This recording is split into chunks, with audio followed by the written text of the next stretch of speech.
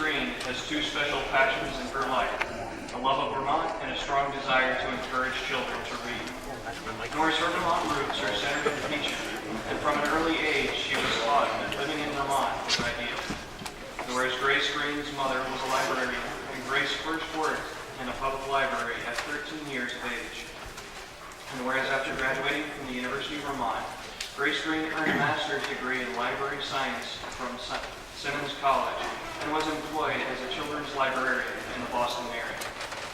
And whereas Grace Greene and her husband Daniel, a librarian at U32 High School, moved to Vermont, and she became the director of youth services at the Department of Libraries.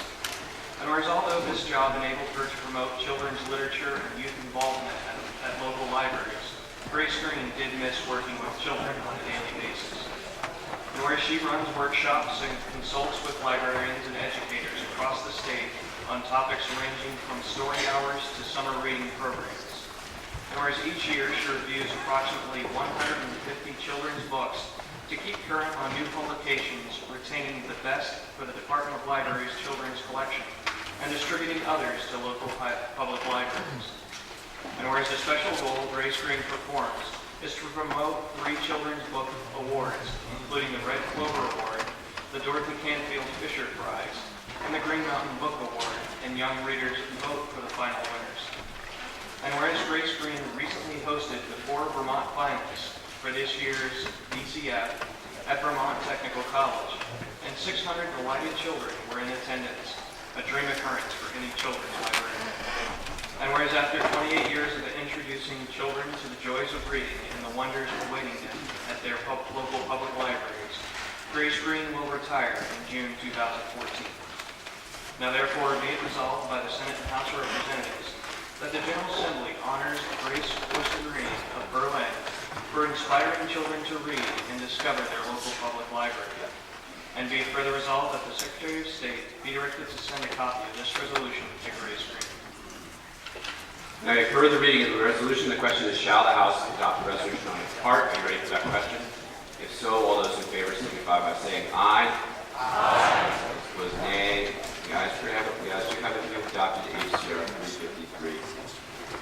Indeed, the best books written for children effectively present a concise essence of an expansive idea to the youngest of readers. Grace Greene understands this, and the need for those subjects and ideas to find their way into the hands of children. I had the pleasure and privilege of attending numerous inspiring and entertaining book review sessions, workshops, and award ceremonies led by Grace while I was working as a school librarian. Whether pointing us to the best published books for youth or dishing out applause for dog books while comedically slaying anything on the subject of cats, Grace did what a library director of youth services should. She kept school and public librarians invigorated and informed so that Vermont's children were sure to connect with the best books out there. After 28 years of service, Grace is ready to move on, whether or not we are ready to see her go. Don't ever underestimate the power of children's literature to change lives. And please don't forget the important work that Grace Greene has done in that vein for Vermont. Please join me and the representative from Berlin and representative from Northfield in recognizing Grace Worcester Greene.